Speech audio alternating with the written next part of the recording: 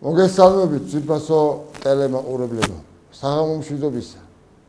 ტელეკომპანია პლუსის ეთერში მალხაზ გაბადათის საავტორო გადაცემა სტუმარი და მასპინძელი.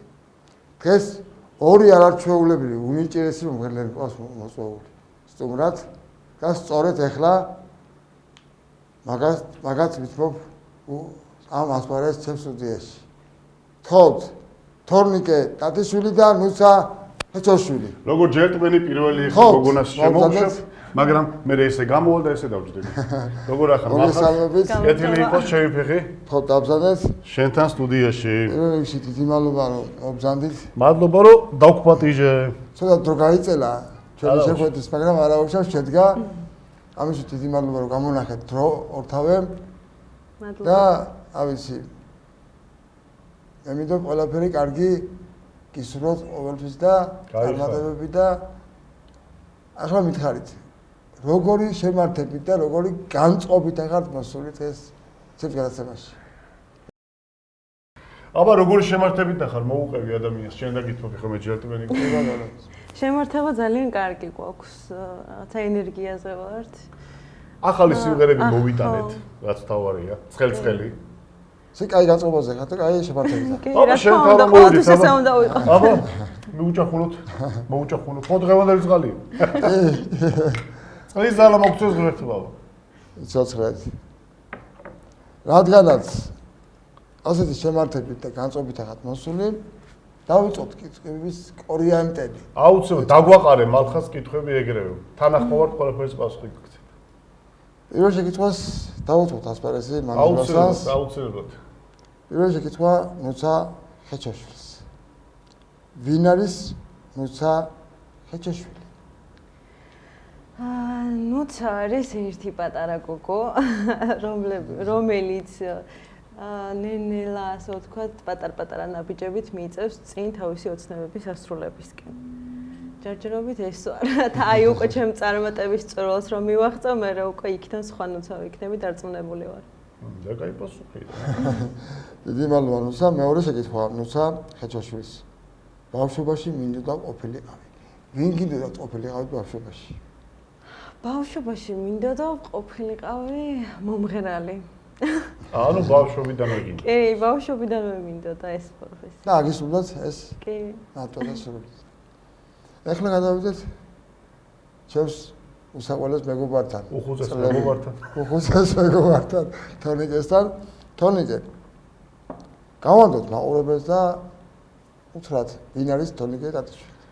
ო, ჩემო მალხას, შენ კი კარგად იცი ვინა ვარ, მაგრამ მე ესე ვიტყვი რომ ალბათ ადამიანი რომელიც ერთ სიტყვაში რომ ჩავატიოთ, ყველაფრისტი თუ რა ვიცი როგორ ავთქვა, მომღერალი, მსახიობიც რაღაც დონეზე, იმიტომ რომ სცენაზე რო დგახარ გინდა არ გინდა გიწევს მსახიობობა, რესტორანშია თუ კორპორატიულზე თუ ასე და ასე შემდეგ, წამყვანიც ხო ვარ ხოლმე ზოგადად. ასევე შენი კოლეგა ვარ, კარგად იცი, მაგრამ ბავში შეიძლება ტელევიზიაში არა ვარ, მაგრამ ყოველ შემთხვევაში YouTube-ზე ვარ და პოდკასტები მიმყავს. დოკაფეს პოდკასტი ასე ქვია YouTube-ზე და სხვადასხვა ასეთი ცნობადი სახეები მომყავს. საუბრობთ ხომ სხვადასხვა საჭირო თემებზე, ხან ვიცინით, ხან მტირით და ასე შემდეგ რა. ხო და დანარჩენი კიდე მეორე მხრივ ვიტყვით კიდე დავამატებ, რომ ცოტა პაუზა მქონდა, ასე ვთქვათ, აღებული მუსიკის მხრივ, უფრო გადაღებებზე ვიყავი გადართული. და ეხლა დავიწყეთ აქტიურად ჩაწერა სიმღერების, დუეტებსაც შემოგთავაზებთ მალე, შენთანაც მოვალ დავაპრემიერებთ. ეხლა ცალ-ცალკე სიმღერები ჩავწერეთ, მაგრამ მე დუეტებსაც ვაპირებთ და ზოგადად მეც არ ვაპირებ რომ გავჩერდე და რაღაცად მინდა რომ ხალხი ეხლა მაგალითად წელიწადში ერთ სიმღერას ძლივს წერს ხოლმე, რაღაც კვირაში ერთი სიმღერა მინდა რომ რაღაცად მოვახერხო. თუ არა ორ კვირაში ერთი მაინც. ეხლა ორ კვირაში სამი სიმღერა ჩავწერე, ახლა წარმოვიდგინე, ისეთ მუღამზე ვიყავი და ისეთი მონდომებული ვიყავი. აი ნახოთ რა იქნება რა. რომელია თქვენი ყველაზე საყვარელი ბავშვობის მოგონება? აბა ჯერ შემოთხარ. არა თქვენი კი. ჩემი? აი ესე თვითონ ბავშვიო, შეიძლება ისე ის გაიგე. რა ვიცი, ალბათ მაინც ის პერიოდი, როცა პატარა ხარ, როცა თოლის ბაბუის გჯერავს და ერთს გავიხსენებ, აი ძალიან ტკბილად მახსოვს ჩვენთან ბავშვობაში ჩვენ დროს ესე იყო ხოლმე რო იღვიძებდი საჩუქარი ხვდებოდა ხოლმე ნაძვის ხესთან შეფუთული ლამაზად და ერთხელ გავიღვიძე, გამოვიქეცი და ნაძვის ხესთან არაფერი არ დამხვდა. და ძალიან დავსევდიანდი და მეთქი მეთქი ამ წელს ეთყობაც უდათ ვიქცეოდი საჩუქარი არ მეკარა თოვლის ბაბუა მეთქი და მე დედაჩემ მეძახის აი როგორ ჩამჩა ბავშვის გონება რა არის რა და მახსოვრობა. ეხლა შეიძლება არც ახსოვთ ჩემ მშობლებს ეხლა და გავახსენებ რომ დედაჩემ მეძახის რომ ნახეო ბებია შენთან და პაპა შენთან ოთახში დაუტოვებიო შკაფშიო რა საჩუქარიო და შევედი გამოვაღე და მანქანადებს დაავიწყათ რა იმასთან დადება რა ქვია ნაძვის ხესთან. და თოვლის ბაბო მიგდაგიტოვო და ეხლა ბავშვი რო ხარ ჯერავს რა ეხლა რა რაღაცა და ისე ჩამჩა რა რაღაცა ტკბილად და ეს რაღაცა იტოვებ მოგონი მეცმეტი რა არის. ნუცა ბავშვობის ტკბილი მოგონებები.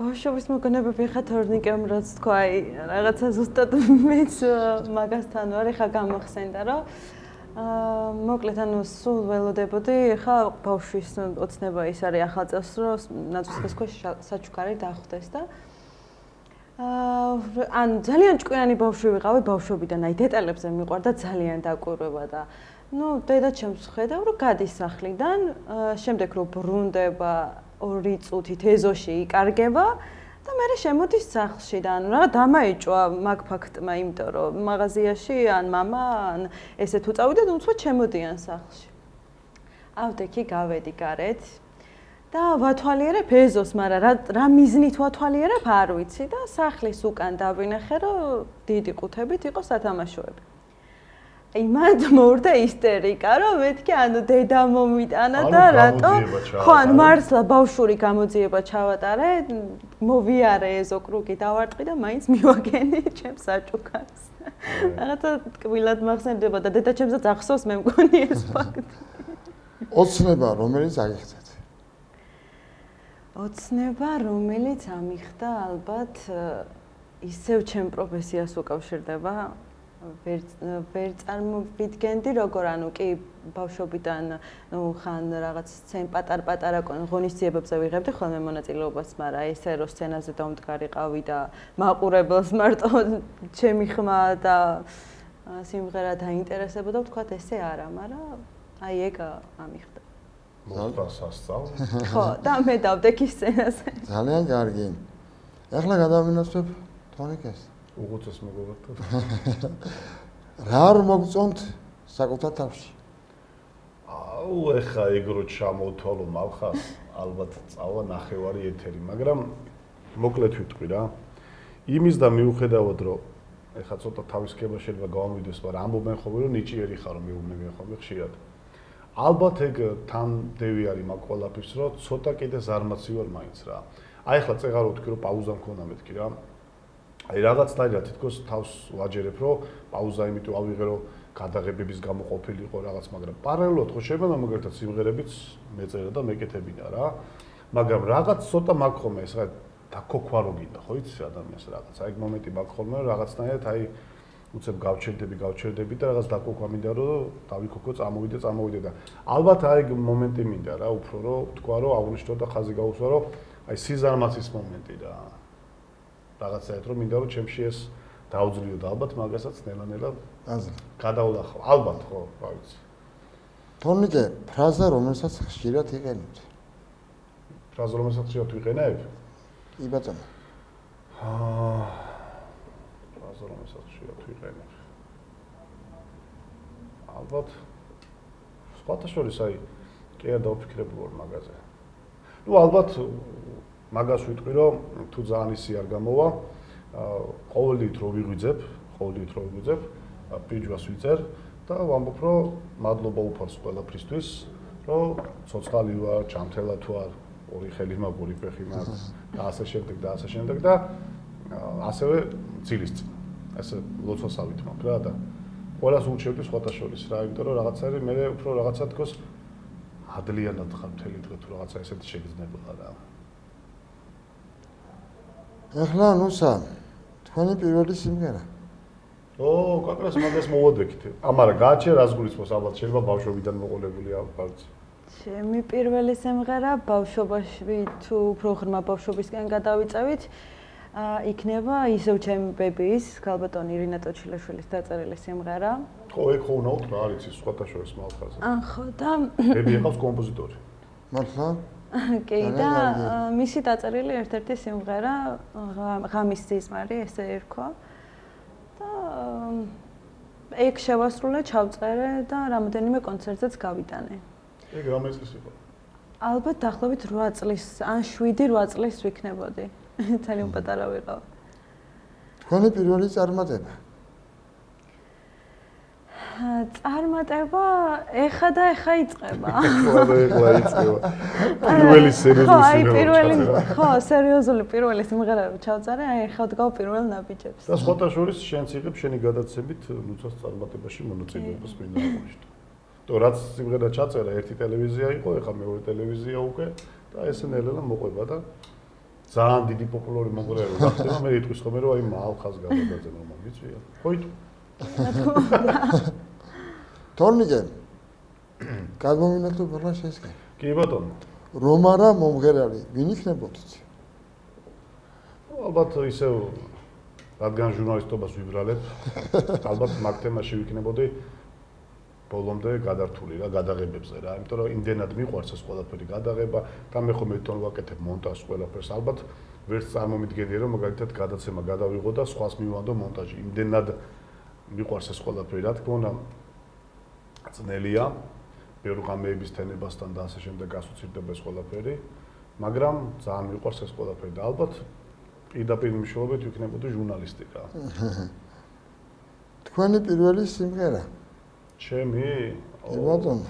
ჩემი პირველი სიმღერა როგორც მახსოვს 3 წლის ვიყავი და ის რო იყო გახსოვს ივერიის აკე დირიდამ დამ დამ დამ დამ დირიდამ დირიდამ სოფლის შენებას რა ვთქვა ხო თან ეს ბურთულში იყო ხოლმე გამოყენებული და ძალიან მიყვარდა ხოლმე ეგ სიმღერა და სხვადასხვა კასეტებზე აქ ქონდა ხოლმე მამაჩემს ჩაწელია ესე რომ პიანინოსთან დადგებოდი ხოლმე და ესე მღეროდი ხოლმე და ეთქვა ბავშვობიდან იყო ჩემში ეს ყველაფერი და ძალიან მიყვარდა ხოლმე ეს სიმღერა.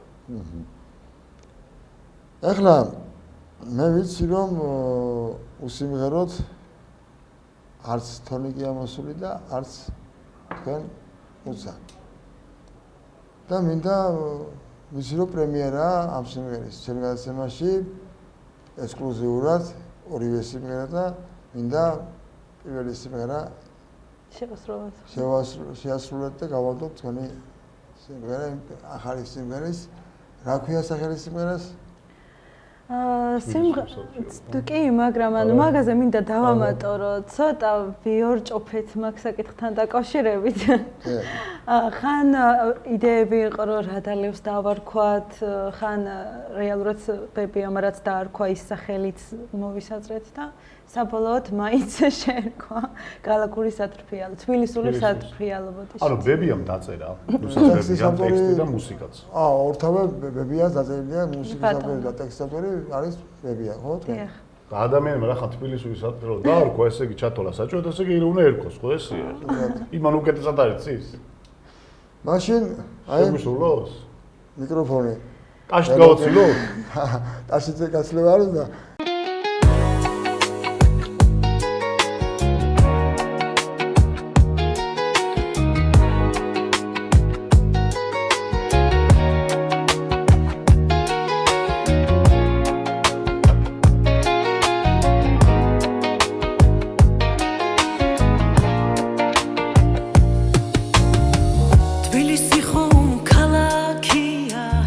ყვავილების ბაღანარია ყველა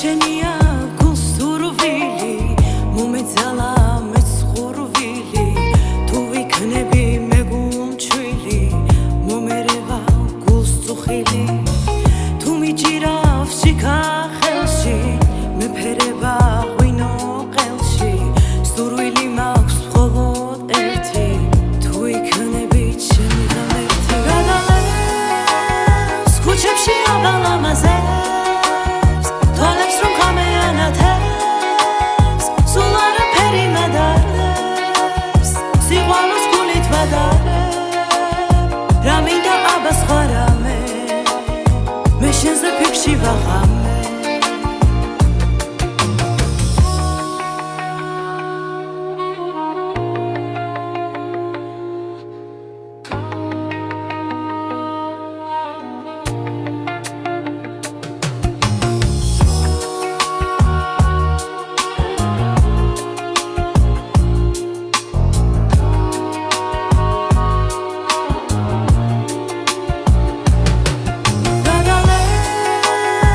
ქუჩებში აბალამაზებს თვალებს რომ ხამეანათებს სულ არაფერი მადარებს სიყვარულს გულით ვადარებ რა მინდა აბა სხვა რამე მე შენზე ფიქრში ვაღამე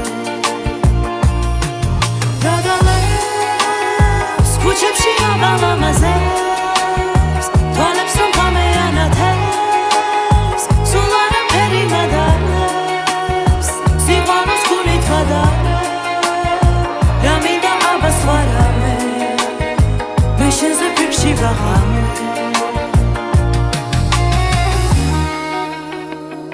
მადლობა. ხო, დავზადე, დიდი მადლობა ასეთ ლამაზი სიმღერისთვის. მადლობა თქვენ. გავალგებოთ კითხვების კორიანტელი. ისე და ისე.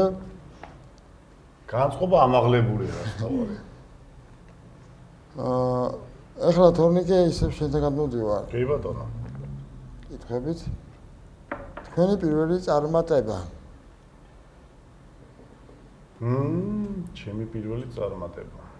მე მოგეხსენება რომ სანამ ესტრადაზე გადმოვიდოდი, იქამდე რეპერობდი და მოკლედ ბავშვობიდან სულ რაღაცას წვალობ, ჯახირობ რომ რაღაცა უკეთესობისკენ წავიდი ასე ვთქვათ რა. ხო და პირველი წარმატება ალბათ ის იყო რომ გავიხსენებ იმ ფაქტს რომ 2016-ში, ხა წარმატება ბევრნაირად შეიძლება აღიქვა ადამიანმა, მაგრამ თუ ესტრადის და მუსიკალურ მხარეს შევხედავთ 2016 წელს რეპერობიდან გადმოვიდი ესტრადაზე და ძალიან დიდი წვლილი მიუძღვის ბატონ ზურაბ ჩინჩალაძეს ამ ყველაფერში, მისი სიმღერა ჩავწერეთ დუეტში, შემდეგ რადიოში დატრიალდა და მე ჩემი პირველი წასვლა იყო მაგას მოყვა მე რიგი თემების ისრაელში, იქ თურქეთი, იტალია, საბერძნეთი და ესე მიყვა და პანდემიამდე მოკლედ ძირფას ემიგრანტებს მოვიკითხავ ჩვენ საყოველთაო ემიგრანტებს პანდემიამდე ძალიან ესე გუგუნი იყო ამ ყველაფრით და რაღაცნაირად მე პანდემიის მერე ცოტა შეცოტავდა ეს ყველაფერი მოწვევები და ასე შემდეგ და სიტუაცია აირე მსოფლიოში პანდემიის მერე როგორც მოგეხსენებათ. აი ეს იყო ასე ვთქვათ პირველი წარმატება რაც გადამტეხი იყო ასე ვთქვათ რა და მე იყო და მიყვა. ბედნიერი ვარ როდის ახალ ბედნიერი ნუსა. ბედნიერი ვარ როცა ადამიანების ბედნიერება ხდება ჩემი მიზეზით, ან რაღაცა როგორ აუხსნა, ანუ მე როცა ვაბედნიერებ ადამიანებს. კმაყოფილი ვარ როდის ახალ კმაყოფილი. ზუსტად იმ შედეგს დავდებ, რაც რეალურად საჭირო არის ჩემთვის. და მე იქნები კმაყოფილი? ეხლა თორნიკე ტატიშვილის შეკითხვა ასეთია. იმედ გასრუება, რომელიც მუდმივად ახსენებს თავს. ვახ, მალხაზ უნდა მატირო ეხლა აქ რა გინდა რა. საერთოდ არ მიყვარს ხოლმე ასეთ თემებზე საუბარი, მაგრამ ჩემი უხუცესი ძმაკაცი ხარ რა. ვიტყვი ეხლა შენთან რა რომ ის ფაქტი, რომ მე მაგალითად ჩემ შვილებთან ახლოს ვერ ვარ და ოჯახის დანგრევის თემა და ასე შემდეგ, იმიტომ რომ მე 18 წლიდან დავიწყე მაგ საკითხზე მუშაობა. დიდი გოგო მყავს ბიჭი და კიდე პატარა გოგო სამი შვილის მამა ვარ და ისე რომ ვერ ვარ ანუ ჩემ შვილებთან ახლოს როგორც მინდა რომ ვიყო ხო ეს იმედი გაცურება რა თქმა უნდა ჩემი თავის მიმართ იმიტომ რომ მაინც ვფიქრობ რომ მე ვერ გავაკეთე კიდე და მე ვერ შევძელი რაღაცები კიდე როგორც კაცმა ალბათ და კი ამ წუწუნებ თავს კი ვაცოდებ ვიღაცას მაგრამ პასუხი რო გაქცევ მაგ კითხვაზე რა მე ვერ შევძელი კიდე რაღაცები ალბათ იმდენი რომ კიდე რაღაც ახლოს ყოფილიყო და ნელა უფლის მადლით ლაგდება ეს ყველაფერი და ალბათ საბოლოო ჯამში ისე იქნება რომ ჩემი თავით კმაყოფილი ვიქნები მე რა. ძალიან კარგი თორნიკე. ძალიან სერიოზული პასუხი რო გაგეცი, რა ვიცი, ხა გულიდან გაგეცი პასუხი. მაგი უკვე მაყურებელმა ხო, კი ბატონო. ასაჯოს როგორი პასუხი იყო. რა უფრო მნიშვნელოვანია რეალობის ასახვა თუ გამონაგონი? ეს ჩემი კითხვა არის თუ ანთონიკე? ნუ ადამიანებს რა თქმა უნდა უფრო გვიადვილება რაღაც გამოვიგონოთ და იქ ვიცხოვოთ რაღაც ყველაფერი კარგად არის რაღაც ვარდისფერ სატოლებში ხედავთ ყველაფერს და კარგია მაგრამ რეალობას რო გვაჯახებს ცხოვრება ცოტა რთულდება ყველაფერი და საერთოდ მე ვარ ძალიან ოპტიმისტი ადამიანი რა ყველაფერს მიუხედავად ვარ ძალიან ოპტიმისტი და რეალისტი აქედან გამომდინარე მაინც უფრო პირველი ვიდრე გამოგონილი ბატონო, ახლა ისე მოცა ჩვენს განვინაცვლებ. დროის უკან დაბრუნება რომ შეგეძლოთ. რას გავაკეთებდი? დროის უკან დაბრუნება რომ შემეძლოს ალბათ ან იცით რა არის მაგ საკითხზე კიდე ორი აზრი მაქვს რომ ყველაფერი რაც გავაკეთე გავაკეთე ჩემი საკუთარი თავისთვის. აქამდე თუნდაც ზღვარგარეთ რომ ვიყავი წასული, ან არაფერს არ შევცვლიდი საერთოდ. ანუ ყველაფერს იგივე, იმიტომ რომ იმ გავლინ წარსულმა, ასე ვთქვათ, დაშვებულმა შეცდომებმა მასწავლა, ეხლა მე რაღაცეები და ისინი რო არ მომხდარიყო, ვერაფერს ვერ გავაკეთებდი. ან ამიტომ საჭიროა და არაფერს არ შევცვლი. ისე არ მაინტერესებს, საინტერესოა, როდის ბრაზდება ნუცა ხეჩოშვილი. ყველაფერზე ასე ვთქვათ, მაგრამ არა ყველაფერზე არა რა თქმა უნდა. ძალიან მაბრაზებს უსამართლობა ადამიანების მიმართ. აი ძალიან და ეს ყოველდღიურ ცხოვრებაში უფრო ჩანს და მაგიტომ უფრო ყოველდღიურად ვღიზიანდებ, რომ აი ვერ ვიტან, როცა ადამიანი უსამართლოდ ექცევა თუნდაც სხვა ადამიანს, თუნდაც საკუთარ თავს, ოჯახის წევრებს არ აქვს მნიშვნელობა, ან უსამართლობაზე ვღიზიანდებ. თორნიკე, ბატონო. ახლა თქვენი ჯერიც მოვიდა. კი ბატონო, სათქო. თქვენი ცხოვრების ყველაზე დიდი შეცდომა. აუ, მალხაზანი მინა დამცადრეს რა. შეცდომა. აი რა არის, იცი? ერთ რაღაცას აღნიშნავ რა. არ ვიცი ვინ როგორ, მაგრამ აი მე რომ მაგალითად ციცრულის დეტექტორში დამპატიჟორ მეთქი ყოველწლად, არ მივალ მეთქი და რატო? ძალიან ორაზროვნად არის კითხვები რა, იქ რა და მე ქვეცნობიერი, ზეცნობიერი და მთელი ამბები და აი ეგრე არის ესეც რა, ეხლა მაგალითად შემკითხე რომ შენი შეცდომა ხო ბევრნაირად შეიძლება ეს ყველაფერი ადამიანმა რა რაღაცნაირად ჩამოაყალიბო რა და აი ახლა ვფიქრობ რა კუთხით მიუდგე რა მაგ ყველაფერს, მაგრამ ალბათ მაინც ვფიქრობ, რომ იმ თემას გადავაბავ წეღარაც ვილაპარაკე ოჯახის და შვილების თემას და რატო იცი რომ მაინც რაც წლებში შედიხარ ადამიანი უფრო ვფიქრობ რომ ოჯახთან სიახლოვე საჭიროა რა ამ შემთხვევაში მშობლები იქნება შვილი იქნება თუ არ აქვს მნიშვნელობა მაგრამ ოჯახთან უფრო გინდა სიახლოვე რაც უფრო წლებში შედიხარ და შეცდომას უშვებთ ახალგაზრდობაში იმას რომ თუნდაც ოჯახის დანგრევაა თუ ოჯახიდან ცალკე ცხოვრება დაუშვათ მშობლებისგან და ასე შემდეგ რა მოხდა კაცო მე ჩემსაც უნდა მივახციო და ასე შემდეგ და ძალიან ეხლა შეიძლება რაღაცაში კეთილშობილი ადამიანი ვარ და ასე შემდეგ ესე მიცნობს რა თქმა უნდა ხალხი მაგრამ შეიძლება ძალიან ბევრ ადამიანს ვატკინე გული რა აქ არა ეხლა მნიშვნელობა დაუშვათ საყვალი ადამიანი იქნება თუ ვინ იქნება მაგრამ შეიძლება ბევრ ადამიანს ვატკინე გული და რაღაც მომენტში მოვიქეცი არასწორად რა ეხლა აქედა რომ ვაანალიზებ ჩემი ხედვით და აი ეგ არის რომ უნდა ჩვენს ყოველ ნაბიჯს დაუფიქრდეთ ადამიანები რომ შეცდომა არ დავუშვათ. თავარია ვფიქრობ რომ ცხოვრებაში რაღაცად გამოუსწორებელი შეცდომა არ დამიშვია ისეთი რომ მაგალითად ხავს თვალებში რომ ჩავხედო და რაღაცა ის საშინელება ვარ და რაღაცა თქო მაგას არ ვამბობ. მაგრამ ყოველ შემთხვევაში მაინც ვფიქრობ რომ უნდა დაუფიქრდეთ ყოველ ნაბიჯს ოჯახის წევრებისადმი როგორ და რანაირად ვიყოთ რა. ძალიან სენსიტიური თემაა მაინც და სათუთი და რაღაცა ესე უნდა ვაკეთოთ რა. შენ რაღაც ეხა ნახსენე სანამ და პასუხს გამცემდი მაგითხვაზე სიცრუის დეტექტორში რომ აი რას ფიქრობ რა სიტყვა მაგ პასუხზე სიცრუის დეტექტორში ხო და ზუსტად მაგას ვამბობ რომ აი სიცრუეს თუ სიმართლეს ორაზროვანი თემაა რა იმიტომ რომ კითხვას რომ გისვამი პასუხს წემ და ამ დროს შენ გარწმუნებული ხარ ესია და იქიდან შეცდომა შენ რაღაც 5000 ლარზე ხარ ასული ბიჟუით ახარ და შეცდომა გეუნება და ამ დროს რაღაცა ქვეცნობიერი ებრძვის შენ რაღაცა თემებს და ძალიან ავირეოდი მაგ ამბავში და ასე რომ მომდენო შეკითხვა თორნიკე დადეშვის. თქვენი პირველი სიყვარული. ბაღიდან დავიწყო, თუ როგორ ვაკრო.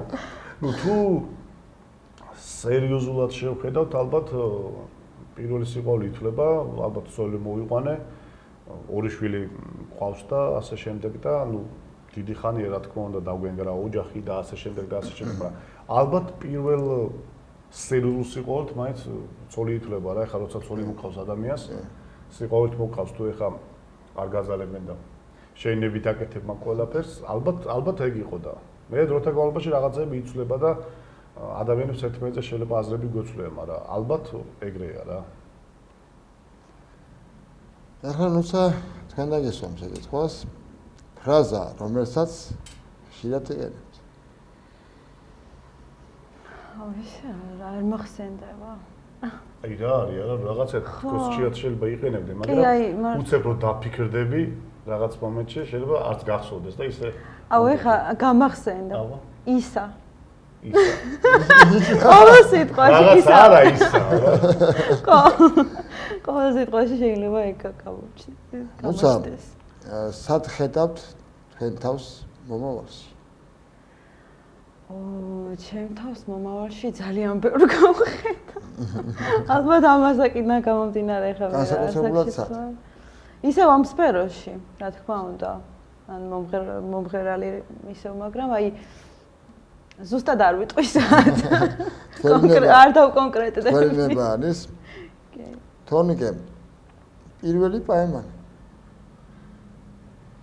ეხა იცი რა მგონია რომ მეგობრობის დღიურებს რო ასე ხო იცი ბავშვობაში აი რაღაცა ეს მგონია ხო კლასელებსო ჩამობურიგებდი და შემივსდე მეგობრობის დღიურები მოდი ერთ მაგ რაღაცას მოგიყვები ეხლა მაგაზე რა ბატონო ბავშვობაში ისეთი მორცხვი ადამიანი ვიყავი მეორე კლასიდან მეხუთე კლასამდე მიყვარდა ერთი გოგო და მე მგონი დღემდე არ იცის კიდე და ისე გადავიდა სხვა სკოლაში მერე რომ დღემდე არის ეს ხან ყვავილებს მივართებოდი ხოლმე ხანის მთელ გოგოებმა ყველა მიცოდა მაგრამ შეიძლება იმანაც იცოდა მაგრამ რა ვიცი ყოველ შემთხვევაში მე ესე მგონია რომ დღემდე არის ის და აქედან გამომდინარე ალბათ ეხა ეგ იყო აი წეგარ ვკითხე პირველი სიყვარული შეიძლება უფრო ეგეთ ჩაითვალოს აი ბავშვურად თუ არ ჩაითვლებე სიყვარულში რა ხო და რა შეეხება ეხა პაემანს აი მართალი გითხრა ნამდვილად აღარ მახსოვს იმიტომ რომ ეხა პირველი პაემანი ისეთი თემაა რომ აი რა ვიცი ახლა ხო წარმოგიდგენია რამდენ ადამიანს შევხვედრი ვარ და აქედან გამომდინარე აი მართლა არ მახსოვს რა აი ხა შენ გახსოვს პირველი პაემანი რომ გაგახსენოს ადამიანმა ეჭვი მაქვს რომ არ გემახსოვრება პირველი პაემანი ასე უცებ აი მაგას აი პაემანი არის რაღაცა აი ისეთი რა ახლა ნუსასკენ მინდა გადავინასხლო ხშირად ახლა მოსკოვში ხშირად ვეკითხები საკუთარ თავს, ასე კითხები საკუთარ თავს. რა მინდა? აი ეს კითხვა მაქვს სულ. იმიტომ რომ აი წინა გადაცემაში გახსოვს სასწოროზე რომ ვისაუბრეთ და რაღაცა აი ზოგადად ხასიათი მაქვს ძალიან მძიმე. სასწორი ვარ მეს. სასწორებს შორის ვიარ ტყუპები და აი ხასიათი მაქვს ძალიან მძიმე მართლა აი ხანდახან შემიძლია ვთქვა რომ სასწორებს არა გვაქვს საერთოდ მერყევი ანუ მძიმე რას გქეხა ცუდი ხასიათია ცუდი არა მერყევის არა რო არიცი რა გინდა საით გადაიხდა ალბათ უფრო. აი შეიძლება დღეს მინდა რაღაც თქვათ პირობითა და ხვალ რატომ მინდოდა? რომ მოვიდა გაგვიმართლა ესე იგი შეიძლება უცებ რომ აი მეზარება და არ მოდიო. ეგეც მშვენია. თორნიკე ახლა თუ აფიქსირებ რომ ჩემზე ძალიან დამთვრინვალ კითხვებს უშევდა. შენზე ძალიან ლაიტებს. მე წირავს გაიგე ბოლომდე. თორნიკე ყველაზე მომღერალს ვისყოლია მე აქ მომღერლები ეკითხა რამოდენიმე და დამისვი ყოველთვის. აბა და შენს გამოგისტია შოუ ბიზნესი და ასე შემდეგ და იცი. და კითხვა ასეთია. ქართული შოუ ბიზნესი არსებობს. ახლა შენი აზრი მაინტერესებს. ეს კითხვა არის რომელიც სულ მუსირებს და სულ არსებობს ანუ ეს თემა რომ არის თუ არის. მოდი მე ესე გაგცემ პასუხს რა. როგორც 90-იან გამოვლილები და ასე შემდეგ. აი იმ კუთხით თუ შევხედავთ რომ აი მაგალითად გემახსოვრება ახლა ჩემზე კარგად კიდე შენის თემა რომ მაგალითად 90-იანებში რა მაგარი კლიპები მაგარ კლიპებს იღებდნენ ძალიან ლამაზი სიმღერები იწერებოდა და უფრო აქტიურად იყო ეს ყველაფერი სპორტის სასახლეში კონცერტები და ძალიან დუღდა ასე ვთქვათ 90-იანებში უფრო მე ესე გონია თუმცა ეხლაც რო ვთქვათ რომ საერთოდ არ არსებობს მაგასაც ვერ ვიტყვით მაგრამ ჩემ დასამწუხაროდ და მე ვფიქრობ რომ ჩვენ დასამწუხაროდ ერთ რაღაცას მინდა გავუსვა ხაზი რა გემოვნებაში ძალიან გვერხევა სრულად ერს არ მინდა რომ ეხლა ვიღაცამ შევეწყულად იგზოს თავი მაგრამ თუ TikTok-ს გადავხედავთ და რა ხდება? არა მარტო TikTok-ს. ნუ პირობითად ვამბობ, რა სიმღერები იტრენდება, რა სიმღერებზე იღებენ ვიდეოებს და რა ხალხი გამოდის, აი ეს ნუ ტელევიზიით უფრო არ უფრო TikTok-ს და ინტერნეტს ვისაც ვიტყოდი, ძალიან დაგვერხა გემოვნებაში რა. აი ძალიან, იმაზე მეტად რომ ალბათ აღარ შეიძლება უკვე რა. ხა მე იმას არ ვამბობ, ხა ვიღაცა იმ კუთხით ამბობს ხოლმე, მაგალითად აი ტაშპანდურის ქვეყანა ვარ და ასე შემდეგ, ხა ტაშიტუში და საკეიფო მიმდინარეობის და ესეთ სიმღერები, ყარაჩოღული და ასე შემდეგ მეც მაქვს ჩაწერილი და ემიგრანტებთანაც მიმღერია და რესტორანშიც მღერი და ეგ ჩვენი მომენტია. და საჭიროც არის ეგ არა, მაგრამ მე ვამბობ აი ისეთი მდარე გახდა ხალხის გემოვნება მალხაზ რო აი თან ვითომ ხუმრობით აკეთებენ ამ ყველაფერს და რეალურად ეხა მაგალითად რესტორანში რო ვარ მოსულან შეუკვეთიათ რაღაცა ისეთ სიმღერა რო ვეკითხები რომ ამას მართლა უსმენ არა რაღაცა кайფობთ რაღაცა მაგრამ სინამდვილეში მე ხო გინდა გინდა იტრენდება მე ეს ერთი მოისმეს მეორე მესამე მეათე და უკვე მასაში გადის ეს ყველაფერი და ძალიან გულდასაწყვეტია ეს ყველაფერი ჩემთვის და არ ვიცი რამდენად გაგეცე პასუხი, მაგრამ მაინც ვფიქრობ, რომ ადრე უფრო დუღდა ეს შოუ ბიზნესი და აი ეს თემები უფრო რაღაცა ისეთი იყო რა და გემოვნებაც უფრო ქონდა ხალხს და. თქვენი პასუხიდან გამომდინარე, მე როგორც გავიგე, არ არსებობს. 50-50-ზე, მოდი ესე ვთქვა. 50-50. ვინ როგორ შეხედავს, კიდე მაგაზეც არის დამოკიდებული. თუმცა სულ რო გავჩერდეთ და საერთოდ ესე ვილაპარაკოთ, რომ აი არ არსებობს და გავანებოთ თავი და გავჩერდეთ, ეგეც დამოუკველია რა. როცა თქვენსგან გამომიდასვლებ ახლა შეკითხვით როგორია თქვენი ჩვეულებრივი დღე? მე ამას სასიამოვნო კითხვას ვსვამზე. მე მინდა გამწვდა. ხან როგორია? აი ხან შეიძლება გათენდეს დილა და საერთოდ ყველაფერი მეზარებოდეს, არაფერი არ მინდოდეს, არაფის დანახვა არ მინდოდეს და შეიძლება აი დღეს მაგალითად ესეთ კარგ ხასიათზე გავიღვიძენ რაღაც, ვიმღერე, მყავა დავლიე. ვიცოდი რომ მალხაზთან მოდიოდი, აი ხასიათზე ეხტეოდი. არა, ყოფილა ის. ხასიათის გათაქმებით სასწორები, კაი ხასიათების ამათ. ხანდახან ურეთ. უყურებიც კაი ხასიათზე ვარ. მე კვირაში 2 დღე გვაქვს რაღაცა ეგეთ. თორნიკე. დიახ. ანალოგიური შეკითხვაა და გისვა როგორც ახლა დავუსვი ნუცას. როგორია თქვენი ჩვეულებრივი დღე? მე როგორც ჰოროსკოპით ტყუპები, შეიძლება დილით გავიღვიძო და მოგესალმო და საღამოს ას დაგემშვიდობო, ისე წავიდე, გავიხურო კარი, იმიტომ რომ აი ესეთი ადამიანი ვარ რაღაცნაირი რა და რაც შეეხება ესე თუ ისე ავიღეთ მაგალითად შედარებით, მაგალითად დღეს რო ავდექი და წამოვიდი აქ, ვფიქრობ რომ რაღაცნაირად აი ესეთი დღეები უფრო მიყვარს ხოლმე, იმიტომ რომ რაღაცნაირად აი რო დაიცლები დაუშვათ რა ტელევიზიაში მიყვარ, რადიოში მიყვარ, ან სტუდიაში წაყვე სიმღერას ჩაწერ, ან წახვალ გადაიღებ გადაცემას და ასე შემდეგ, აი პროდუქტიული როცა არის ხოლმე დღე, ეს უფრო მიყვარს ხოლმე. დანარჩენი თუ ვიცი, აი გამაქვს ძალიან ცუდი კიდე წეგან სიზარმაცეობა აღმოჩნდა რა. თუ ვიცი მაგალითად რომ აი არც არ ვარ წასასვლელი, მაგალითად, აი არ მუშაობ არ სტუდიაში ვარ წასასვლელი, არც ტელევიზიაში, არც რადიოში რაღაცა, შემიძლია ესე ვიწვე და საფანი გადავიფარო და დამეზარო სადგომა მთელი დღე, რაც ძალიან ცუდია მე ვფიქრობ რა. ხასიათზეც მოქმედი. ხო, რაღაცა რო ვიცი რომ არც არ ხარ წასასვლელი რა. თუმცა მერტ ვახნას რომ ბევრი ესეთი დღეები ქონდეს. პირიქით, მეტი წასვლა წამოსვლა გუგუნი და ამბავი რა. თორნიკე წეგან ჩვენ შუალედში, გადაცემის შუალედში ლამაზი სიმღერაში გისურვლა. მუსა. კი ბატონო. თავისთავად ხადი არც არ ახარ მოსული ახლა სიმღეროთ და რა სიმღერაში მომწავაზე. ორი სიტყვა უნდა თქვა აუცილებლად მაგ სიმღერაზე. მე და ჩემს ტელემაყურებელსაც. ემიგრანტები ხო გიყურებენ ბევრი. კი. ესე იგი სიმღერას ქვია ემიგრანტ მშობლებს და მე თვითონ 7 თვე 8 თვე ვიცხოვრე ათენში.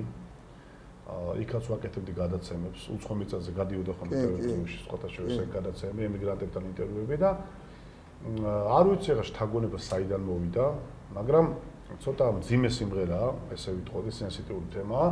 აი ჩათვალე ემიგრანტი ან დედა ან მამა და ტექსტის ავტორი და მე ვარ და მუსიკის მუსიკა ერთ-ერთი უცხოური სიმღერაა, რომლის ქავერი გავაკეთეთ, ოღონდ ჩემებურად მოვიგე, დავშალეთ, ავაწყეთ, გავაკეთეთ.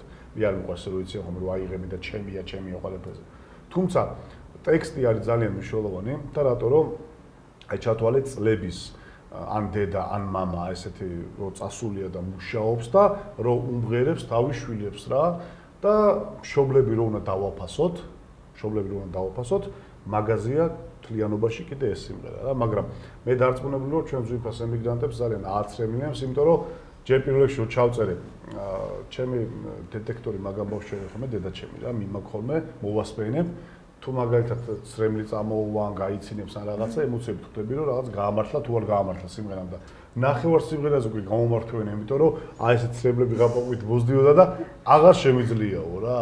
ხო და ესე იგი მანდ მივხვდი რომ ძალიან სევდიანი და კარგი სიმღერა გამოვიდა და ეგ უნდა გიმღეროთ რა. და დღეს ძვირფასო ტელემაყურებლებო მეორე სიმღერაც, რომელსაც ახლა თორნიკე ტატიშვილი შეგისრულებს, არის ექსკლუზიურად პრემიერა ჩემ გადაცემაში. მიკროფონი გელოდება თორნიკე? კი ბატონო.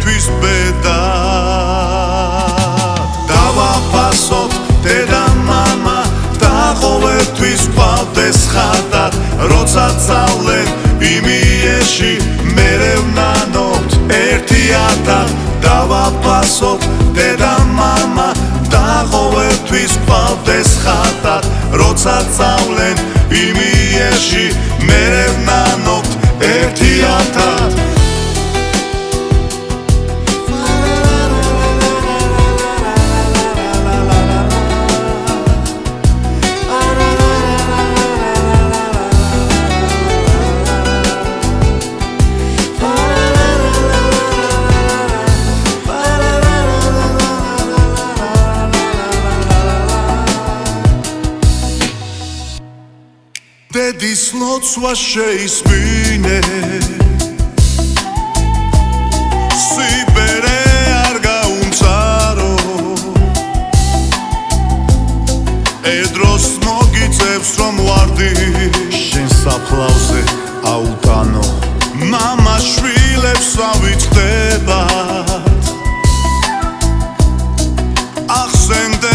მერე გვიან დაისხამენ წითელ ღვინოს შესანდობარს რომ იტყვიან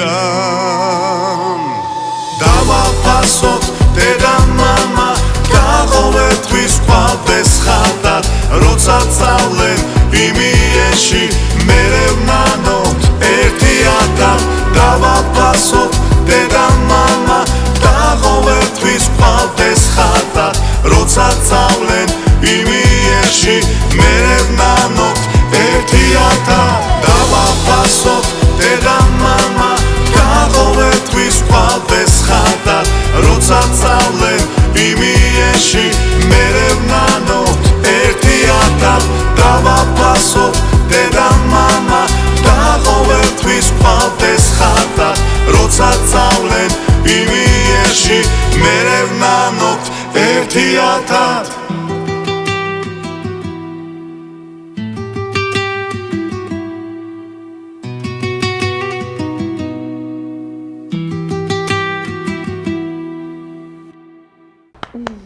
ჩემი გადაცემის სტუმრები იყვნენ უნიჭიერესი მომღერლები თონიკე ტადიშვილი და ნუცა ხეჩოშვილი დიდი მადლობა მოგთანებისთვის თქვენი გემშვიდობებით ძვირფასო მეგობრებო კეთილი სრულებით მომავალ შეხვედრამდე ნახვამდის